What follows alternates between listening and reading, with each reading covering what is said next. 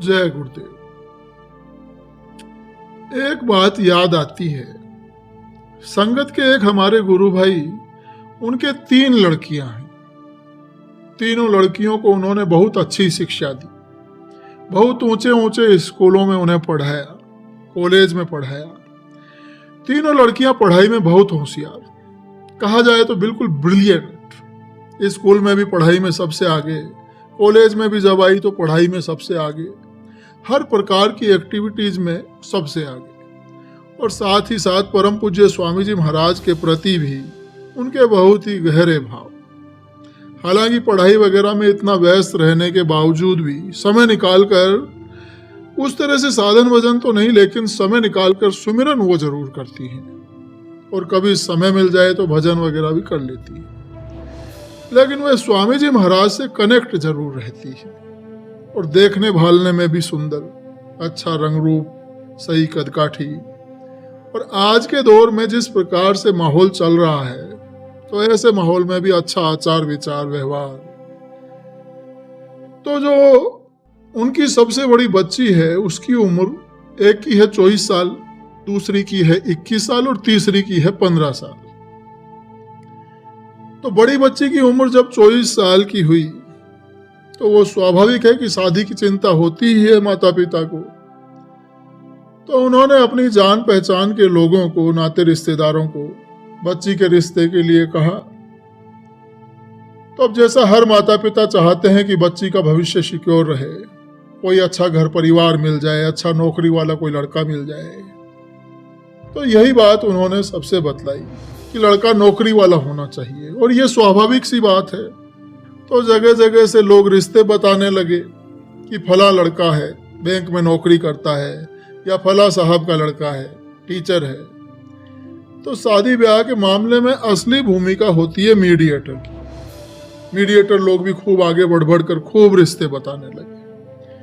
अब ऐसे जब रिश्ते आने लगे, तो अब घर में सोच विचार शुरू हुआ। तो एक बढ़िया सा रिश्ता देखकर एक दिन वे लड़के वालों के घर गए। जिनके यहाँ वे गए, उनके 2 लड़के थे। एक लड़के की वे शादी कर चुके थे और दूसरा ये लड़का था जिसके लिए रिश्ते की बात चल रही थी। किसी मीडिएटर ने ये रिश्ता बतलाया था। तो वहां उन्हें मीडिएटर के माध्यम से पहले से ही पता था उन लोगों को कि लड़की वाले आ जाने वाले हैं। तो वे लोग भी तैयार थे। उन्होंने बैठक में बैठाया। लड़के के माता पिता वहां थे, लड़का तो वहां नहीं था। तो फिर उन्हें अपना परिचय दिया गया कि उन्होंने आपके बच्चे के लिए रिश्ता बतलाया था और हम अपनी बच्ची के लिए यहाँ रिश्ते के लिए आए हैं। तो इस तरह से बातचीत शुरू हुई। थोड़ी देर तक तो चाय कॉफी की औपचारिकताएं होती रही और फिर 5-7 मिनट तक ये सब बातें होती रही कि लड़का इन दिनों क्या कर रहा है, इस समय कहाँ है। इसके बाद हैरानी उस समय हुई जब लड़के के पिताजी ने बीच में ही सारी बातों को दरकिनार करते हुए सीधे सीधे अपनी भाषा में कहा कि देखो जी, ज्यादा घुमा फिरा के तो मैं बात करूं ना हूं। मन्ने तुम यह बताओ कि शादी में दाम कितने खर्चोगे और कैश कितो दोगे। पहले यह बताओ, बाकी बातचीत तो बाद में होती रहेंगी। अब क्या बताया जाए। इस तरह की ये भाषा सुनकर इतना अटपटा लगा, इस बात से ऐसा लग ही नहीं रहा था कि मतलब बच्ची के रिश्ते के लिए वहां आए हैं। अभी कुछ बोलते इससे पहले ही वो फिर से बोले कि देखो जी, बुरा मानने की बात ना है, बात होनी चाहिए खुली। अब जो लड़की के पिताजी थे, उन्होंने बड़े ही धैर्य से मुस्कुराहट के साथ कहा कि शादी होगी तो खर्चा तो होगा ही, इसमें तो कोई बात ही नहीं है भाई साहब, हमें तो अच्छा ही करना है, तो आप कोई तरह की चिंता मत करो। तो वो लड़के के जो पिताजी थे, उन्होंने कहा कि देखो जी, ये सब बात नहीं, तुम मुंह पे ये बताओ रुपए कितने खर्चोगे। तो फिर लड़की के पिताजी ने कहा कि मैं 35 लाख रुपया खर्च कर दूंगा शादी में। बस लड़की के पिताजी ने इतना कहा कि लड़के के पिताजी एकदम से भिदक गए और सीधा बोले कि देखो जी, एक काम करो, तुम कोई और रिश्ता देख लो। तुम्हारे से पहले एक पार्टी आई, 30 लाख रुपए तो कैश दे रहो, हमने वही ना लिए। तो अपनी ना बैठ सके। अब बेचारे लड़की के पिताजी क्या जवाब दे। बहुत हिम्मत करके बोले कि भाई मैं 40 लाख तक खर्च कर सकता हूं, इससे ज्यादा मैं नहीं कर पाऊंगा। तो लड़के के पिताजी टस से मस नहीं हुए और अब तो दोनों पति पत्नी कहने लगे कि देखो जी, जो भी दोगे अपनी लड़की को दोगे, हमें क्या दोगे? हमें तो भगवान का दिया सब कुछ है भाई साहब, हमें तो एक पैसा नहीं चाहिए, जो दोगे अपनी लड़की को दोगे भाई। तो अब देखिए, ऐसे चालाक और तेज तर्रार लोग दोनों पति पत्नी बतला रहे हैं कि अभी पिछले साल हमने अपने छोरे की शादी करी, हमने 1 रुपया ना लियो। अगले ने ही 25 लाख को चेक दे दियो अपनी छोरी के नाम, बिना कहे।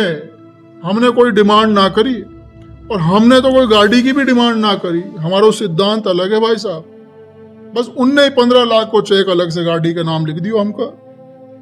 हमने 1 रुपए की डिमांड ना करी। लड़के का पिता बोलना चुप होता तो लड़के की माँ बोलने लगती, लड़के की माँ चुप होती तो लड़के का पिता बोलना शुरू हो जाता। ऐसे लालची लोग कहते हैं कि गाड़ी थोड़ा नॉर्मल है आजकल, गाड़ी घोड़ा, बाकी तो बात ही ना करो। गाड़ी तो दोगे ही, स्कॉर्पियो तो नॉर्मल से नॉर्मल गाड़ी मान के चलो तुम आज के टाइम में। अब ये सब बातें हैं, ये सारी बातें सुनकर बेचारे वो लड़की के जो पिताजी थे वो अंदर से ऐसे टूटे कि बस फिर वहां से 5-7 मिनट और वहां रुके और फिर वहां से चले आए। कहकर तो यही आए कि ठीक है आपको बताते हैं, लेकिन बताना क्या है, कहां से लाए इतना रुपया। लड़का उनका सरकारी नौकरी में है, क्लर्क है, तब यह हाल है। कैसे खुलेआम लूट मची है, इसे लूट कह दीजिए आप, डकैती कहो।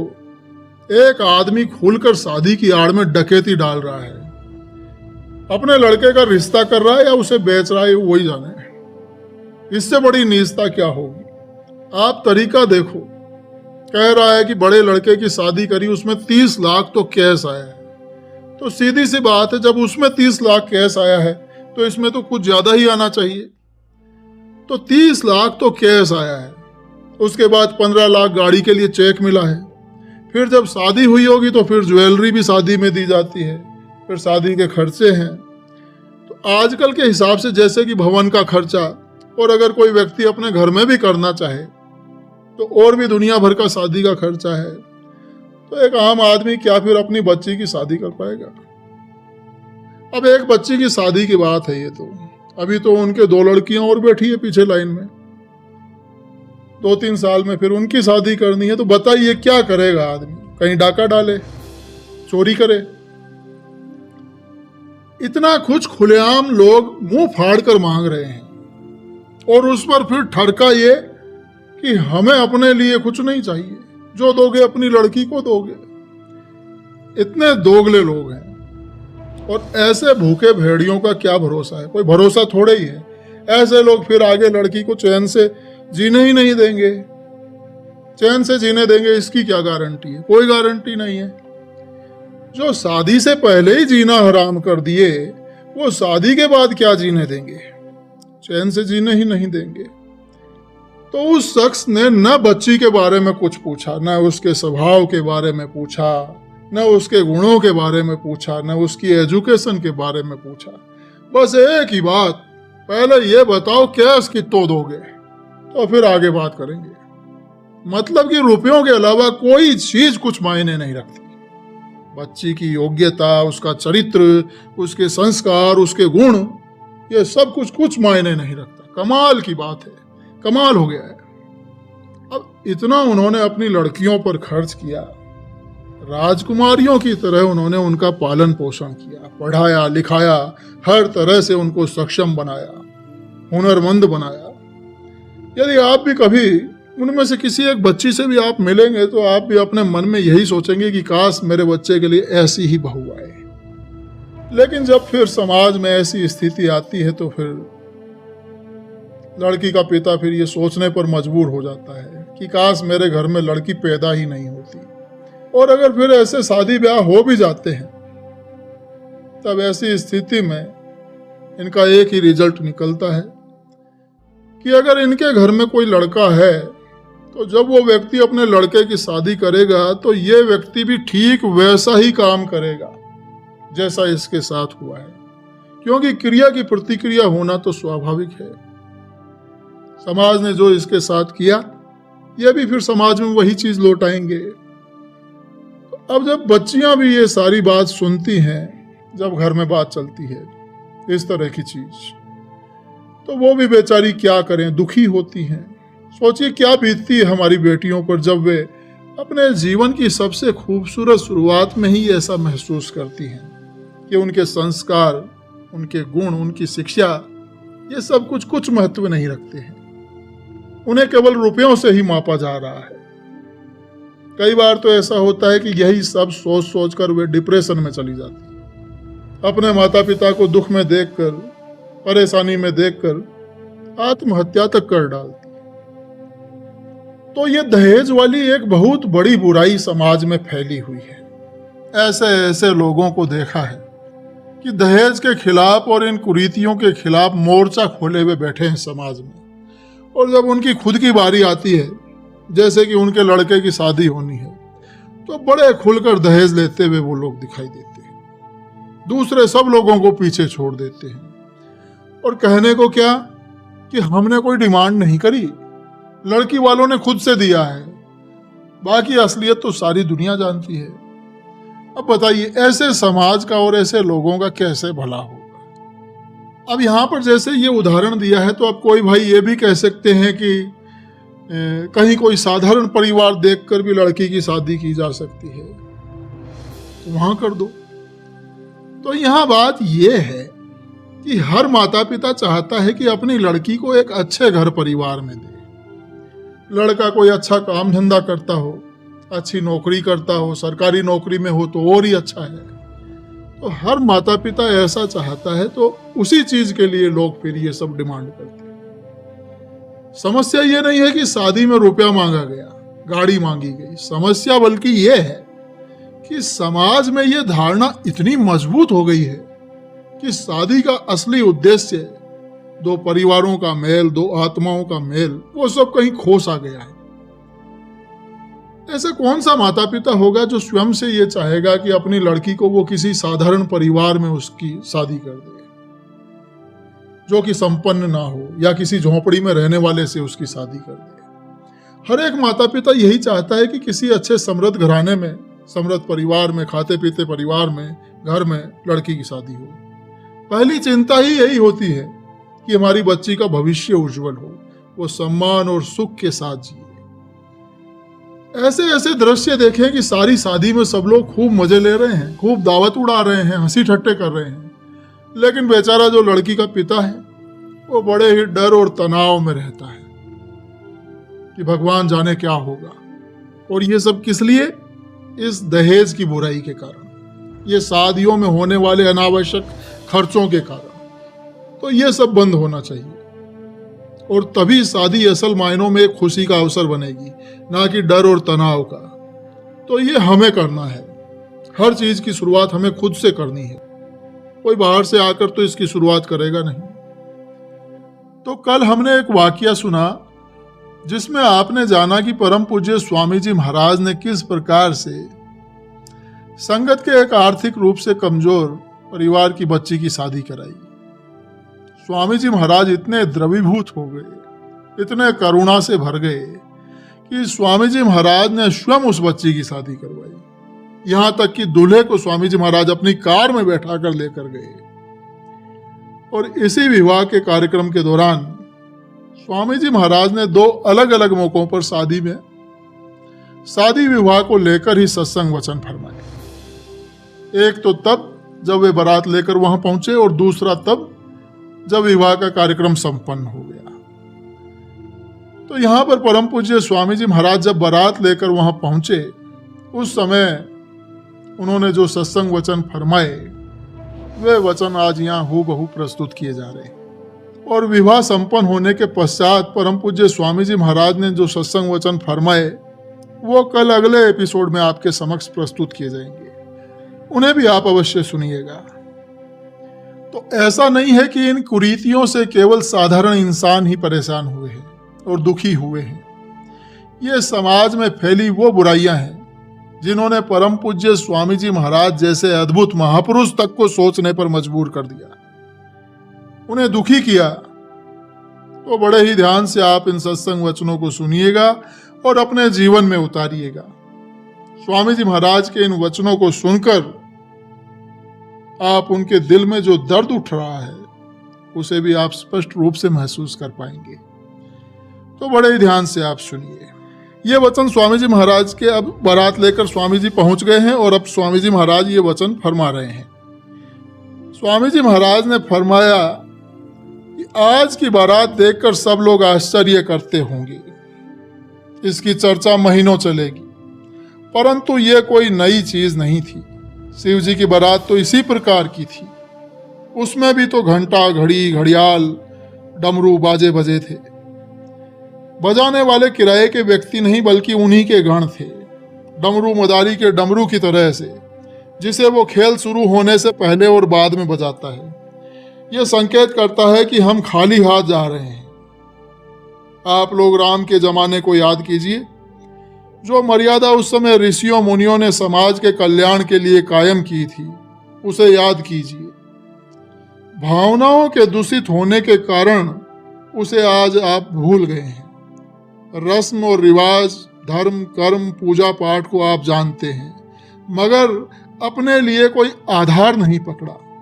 जिन चीज़ों को आपने आज देखा ये नई नहीं है, चीज़ें पुरानी हैं मगर दोबारा शुरू की गई हैं।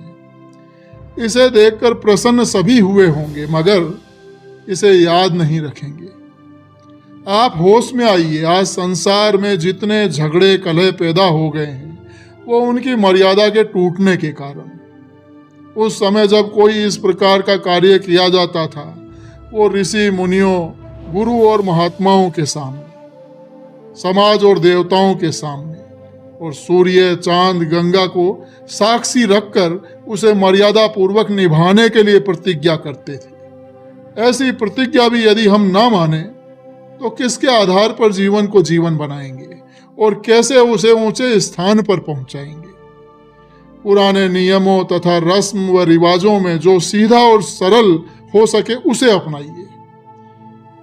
हम ऋषियों की वाणी को पढ़ते और आपको सुना देते हैं।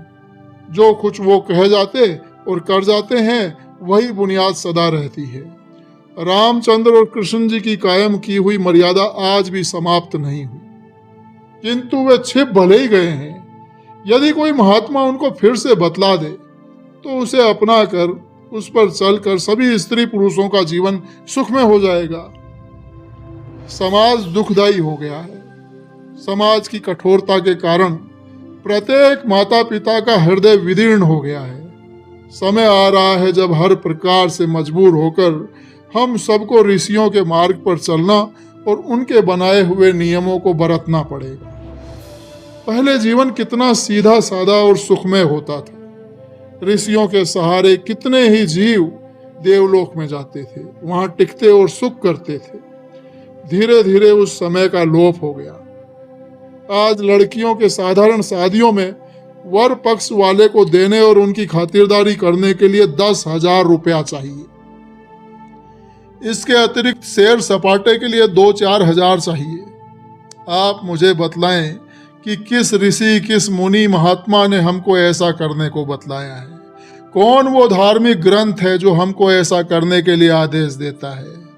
इन सभी बुराइयों को देखकर कभी कभी मुझे इतना दुख होता है कि मेरी आंखों से अकस्मात आंसू निकल पड़ते हैं और मन में ऐसा आता है कि इन बुराइयों और कुरीतियों को, जिनके कारण समाज आज इतना दुखी है, समूल नष्ट कर दूं। इसकी एकमात्र औषधि यह है कि आप अपने में सहभावना भरिए। प्रत्येक जीव के लिए अपने हृदय में स्नेह और प्यार उत्पन्न कीजिए। वरन मर्यादा का उल्लंघन करने और प्रतिज्ञाओं को तोड़ने वालों को वही सजा मिलेगी जो चोरी करने वालों को दी जाती है, और उनकी आत्माएं घोर नरक में चली जाएंगी। क्या इन रूढ़िवादी रस्मों को देखकर आपको शर्म नहीं आती? आप ऐसे समाज का निर्माण करें जिसमें सब बराबर हों, अमीर गरीब किसी को तकलीफ न हो। जीवन कार्य करने के रस्म व रिवाज का तरीका सीधा और सरल हो, नेक कमाई के पैसे लगें और विचार शुद्ध हो। तो ये थे परम पूज्य स्वामी जी महाराज के शादी विवाह के संबंध में सत्संग वचन, जो आपने भी सुने। इन वचनों से आप समझ सकते हैं कि परम पूज्य स्वामी जी महाराज समाज की इन बुराइयों से कितने दुखी हुए हैं।